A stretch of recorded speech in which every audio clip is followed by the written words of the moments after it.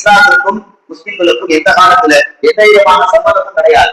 யாரோ ஒரு பாதிரியா தன்னுடைய காலகட்டத்தில் ரோமானிய மன்னர் ஒரு படைக்கு அழைத்த போது அன்னைக்கு உள்ள வாய்கள் எல்லாம் படைக்கு வர தவறினார்கள். உங்களுடைய மனைவியின் காதலை விட்டுட்டு வரணும்னு சொன்னாங்க. யாரும் வரல.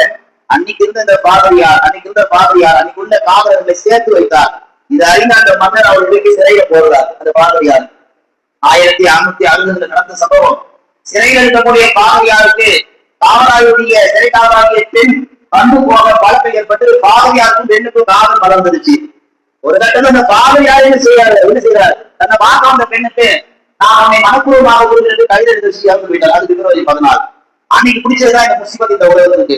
உண்மையிலே எந்த சாதனையும் கிடையாது, எந்த ஒரு தியாகமும் கிடையாது. இது தெரியாத இஸ்லாமிய சமூகங்கள் இடம் தெரியாம ஆள் தெரியாம போய் விழுந்து கிடைக்கிற வாழ்க்கையை இழந்து நாசமாகி நடுத்தர்கள் இந்த முஸ்லிம் வாழ்கள் தான் இன்னைக்கு நிறைய பெருகிக் கொண்டிருக்கிறார்கள். நல்லடியார்களே, இந்த நிலைகள் எல்லாம் உண்மையிலே மாறப்பட வேண்டும்.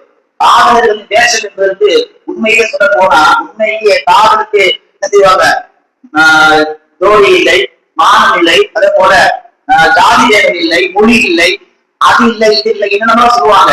அந்த வரிசை உண்மையிலேயே காதலுக்கு அடிப்படையில அறிவே கிடையாது. காதலுக்கு கல்வி பண்ணுவாங்க. அது பக்கம் காதல் செய்வதற்கு அடிப்படையா அறிவே இல்லைன்னா காரணம் தெரியுமா?